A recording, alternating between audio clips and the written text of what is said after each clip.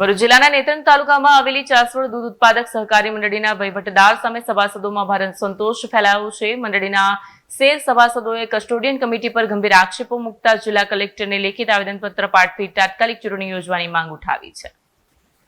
કલેક્ટરને પાઠવેલા આવેદનપત્રમાં જણાવાયું છે કે વર્તમાન કમિટી દ્વારા દૂધના યોગ્ય અને સ્પર્ધાત્મક ભાવ આપવામાં આવતા નથી। આસપાસની અન્ય દૂધ મંડળીઓની સરખામણીમાં ઓછા ભાવ મળતા ગરીબ આદિવાસી પશુપાલકોને આર્થિક નુકસાન ભોગવવું પડી રહ્યું છે। વધુમાં કોઈપણ પૂર્વ સૂચના વિના કેટલાક દૂધ સેન્ટરો અને વાહન સેવાઓ બંધ કરી દેવામાં આવી હોવાનો આક્ષેપ કરવામાં આવ્યો છે। સભાસદોની મંજૂરી વગર લેવાતા નિર્ણયો લોકશાહી પદ્ધતિના વહીવટને આંચકો પહોંચાડતા હોવાની પણ નોંધ લેવાય છે। સભાસદોએ આવેદનમાં જણાવ્યું છે કે મંડળીમાં રાજકીય કિનાખોરીના આધારે કામગીરી થઈ રહી છે, જેના પરિણામે દૂધની આવકમાં નોંધપાત્ર ઘટાડો નોંધાયો છે। મંડળીની 5 વર્ષની મુદત 23 જાન્યુઆરીએ પૂર્ણ થઈ ગયાની નોંધ સાથે હજુ સુધી નવી ચૂંટણી પ્રક્રિયા હાથ ધરવામાં નથી આવી। પારદર્શક અને લોકશાહી આધારિત વહીવટી સુનિશ્ચિત કરવા તમામ 13 સભાસદોએ એક સુરેથી તાત્કાલિક ચૂંટણી યોજવાની માંગ કરી છે।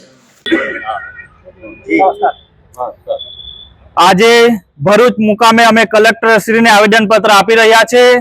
અમે ચાસવડ મંડળીમાંથી કાર્યક્ષેત્રમાં આવતા 40 ગામોમાંથી આવેલા સભાસદ ભાઈઓ છીએ।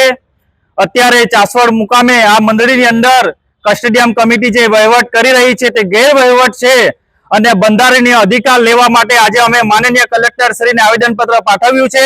એમાં અમારી મુખ્ય માંગ છે કે અમને દૂધના પૂરતા ભાવ મળે અને કસ્ટોડિયન કમિટીએ જે તે સમયે હુકમ કરેલો એક હુકમની કોપી સાથે રાખીને એમાં પોસ્ટ લખવામાં આવ્યું છે કે આ કસ્ટોડિયન કમિટીને ફક્ત 6 મહિના માટે જ નિમણૂક કરવામાં આવી છે।